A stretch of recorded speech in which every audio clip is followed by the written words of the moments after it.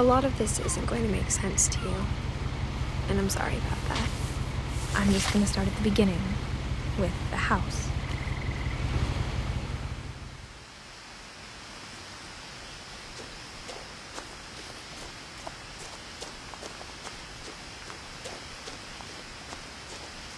I lived here until I was 11, but I wasn't allowed inside half the rooms.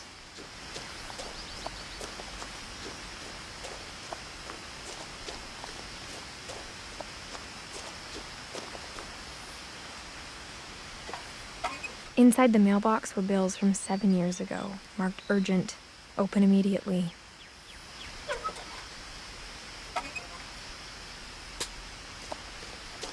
I hadn't been back since my brother Lewis's funeral.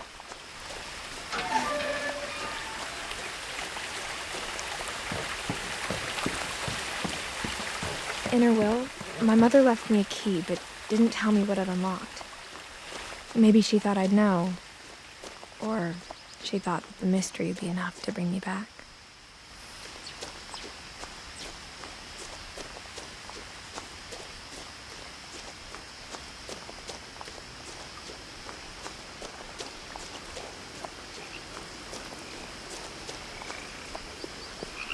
The truth is, even after I inherited the house, I never thought I'd come back to it.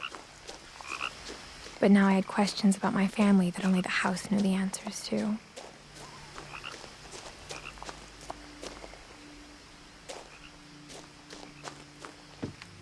The woods around the house have always been uncomfortably silent, as if they're about to say something but never do.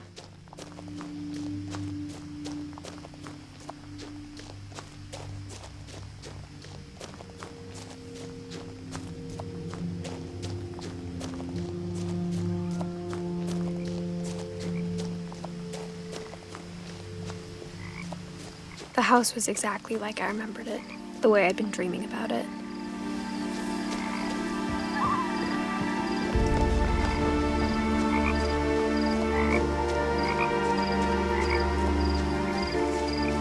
As a child, the house made me uncomfortable in a way I couldn't put into words.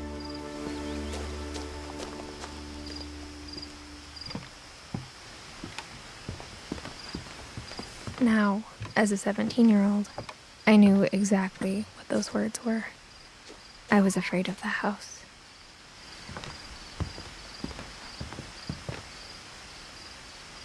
I hoped the key might unlock the front door. It didn't. Looking in, I felt like the house itself had been waiting for me.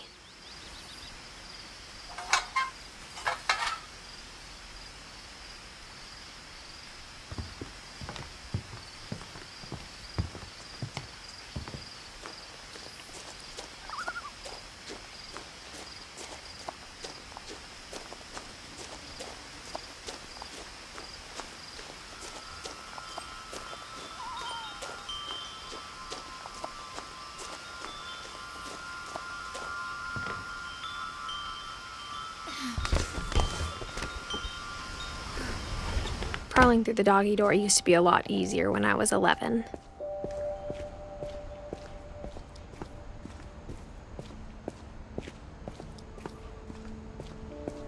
For the first time in years, I felt like I was home. But instead of a family, there were just memories of one. Like how after Lewis started working at the cannery, we all got sick of eating salmon, except our cat, Molly.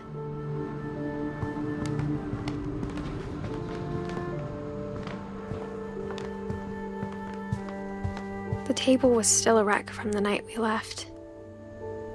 It was like a bomb had gone off, killing everyone but sparing the furniture.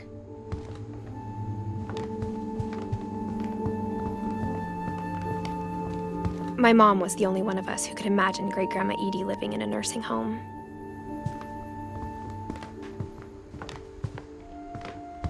Nothing in the house looked abnormal. There was just too much of it, like a smile with too many teeth. Even the fireplace had a story. Edie told me the bricks came from the original house, after it sank.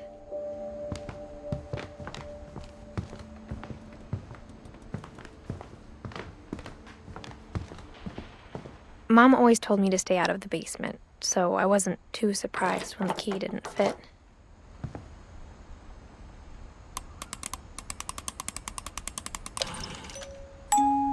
Great-Grandpa Sven built a music box for Barbara, along with the rest of the house.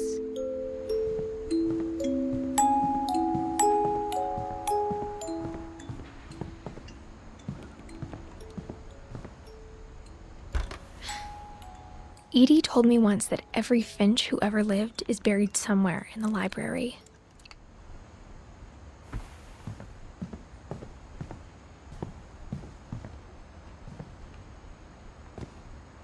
After Milton disappeared, Mom sealed up all the bedrooms. Then Edie retaliated and drilled peepholes.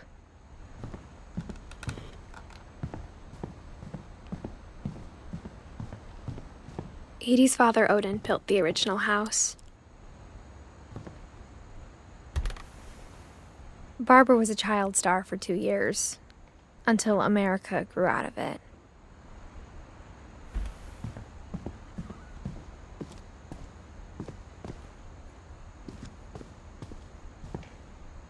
Whenever people ask me about my family, the first thing they always want to know about is Barbara.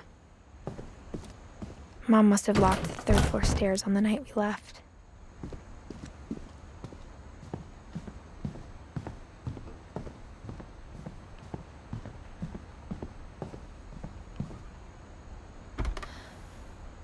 Molly always seemed like a girl I could imagine being friends with, if she hadn't died in 1947.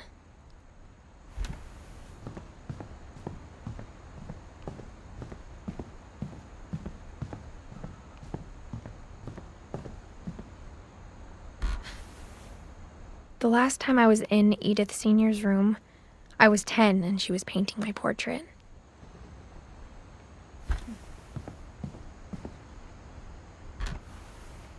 As a kid, I just assumed every house had peepholes and sealed rooms you weren't allowed inside of.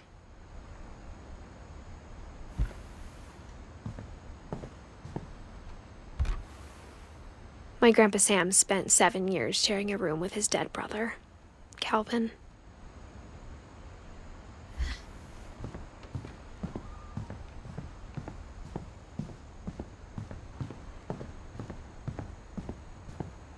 I spent a lot of time playing in Great Uncle Walter's room.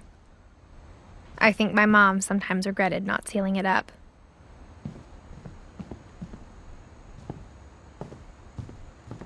Lewis told me there were secret passages, but I never believed him.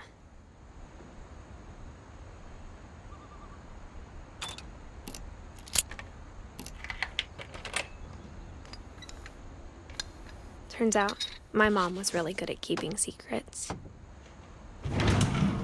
Now it was time to find out what my mom had been afraid of. Reading this, maybe it sounds like I had a plan. From the paintings on the wall, it was clear my brother Milton had been here before me. But I had no idea what was behind that door.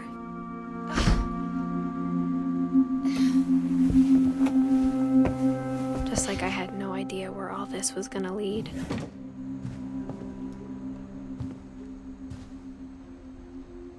I grew up looking at Molly's room. Molly's gerbil had a tiny bedroom with its own even tinier gerbil cage.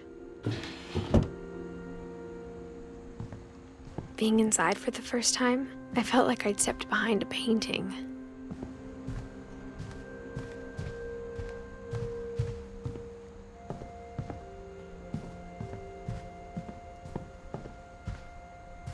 I got the sense Edie had spent a lot of time here, before my mom sealed the doors.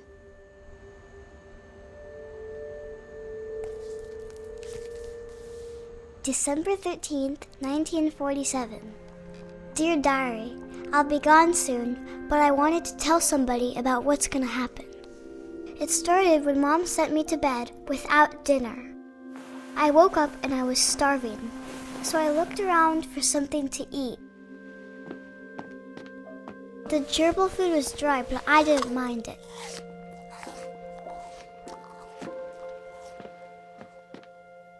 My Halloween candy was all gone. Mom, can I come out now? Sweetheart, it's late. Go to sleep.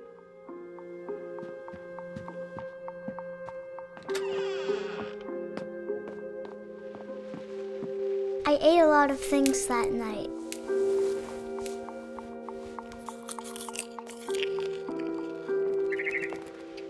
I kept eating and eating.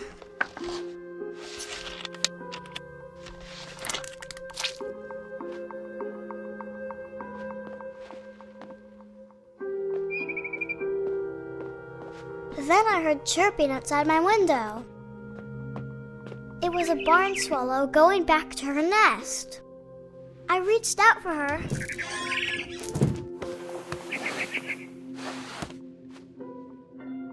And suddenly, I was a cat.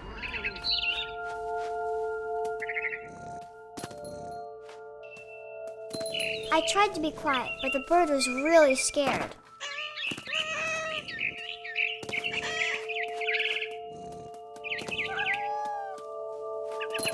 Mom and Dad didn't even look at me.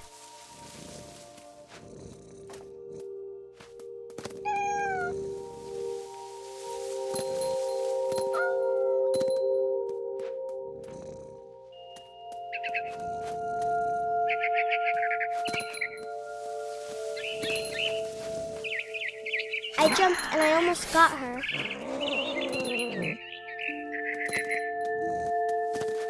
I could tell she was getting really tired. Now I was up in the big tree. I promised Dad I wouldn't climb it anymore.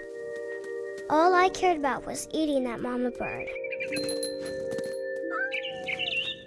I gobbled her up. And suddenly, I was an owl. First, all I heard was the wind. Then I heard little teeth nibbling in the grass.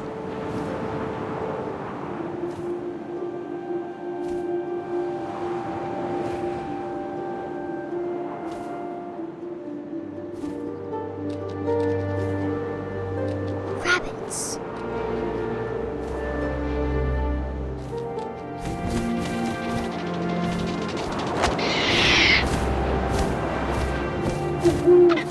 I imagined his face looking up and seeing mine through my talons. I swallowed him up, and I didn't chew one bit.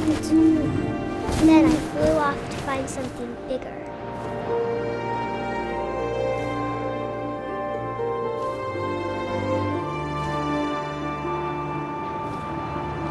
A mama rabbit.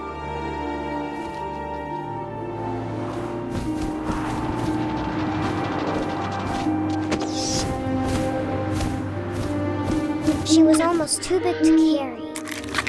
I started choking, but I couldn't stop eating. And suddenly, I was a shark.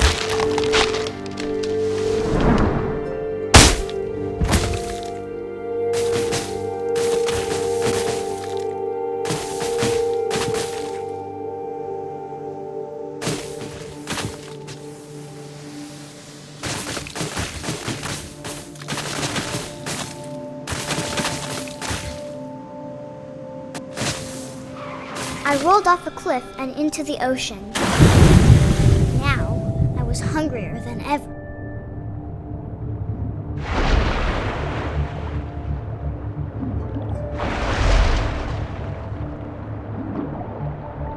I wanted fat, juicy seals.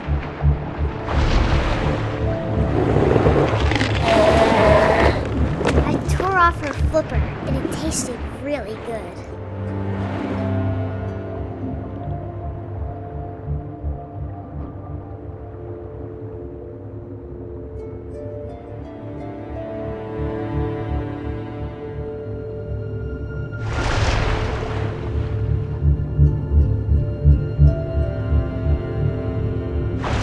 Grabbed on tight. When I was so hungry, I jumped out of the water. When I opened my eyes, everything had changed.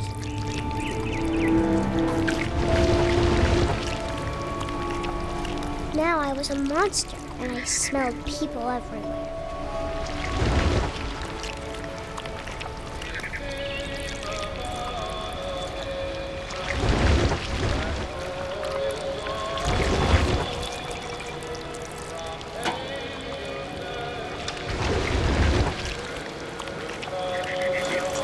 I was big, but I moved real quiet.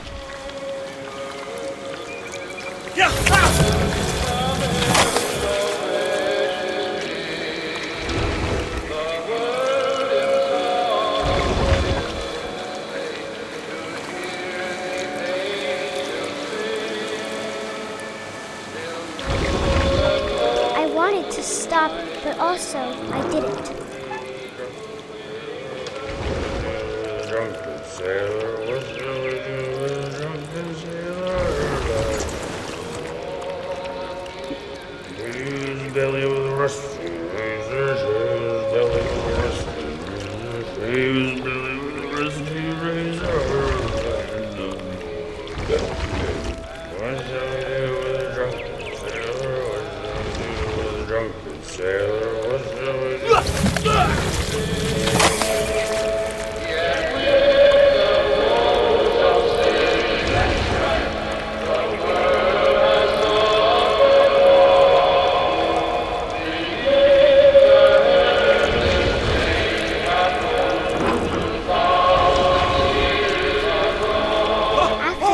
Passenger, I was still hungry. And across the water, I smelled something new. Something I had to have, so I swam towards it.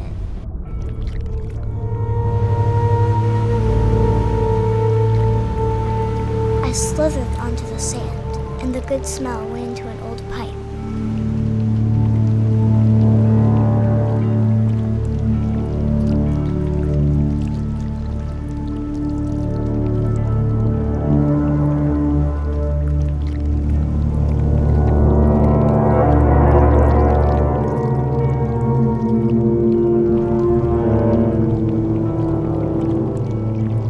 Closer and closer.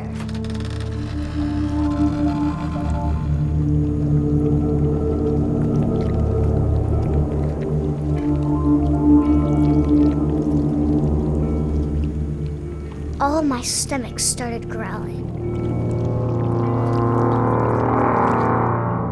And suddenly, I was me again. I held my breath for a long time, but I couldn't hear anything. I think it's waiting for me to fall asleep. But it's not going to wait much longer.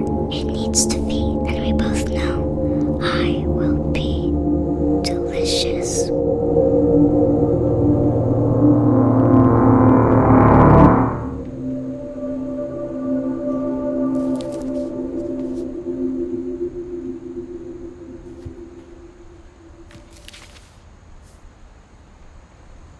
I'm not sure if I believed all of that, but I'm sure Edie would have.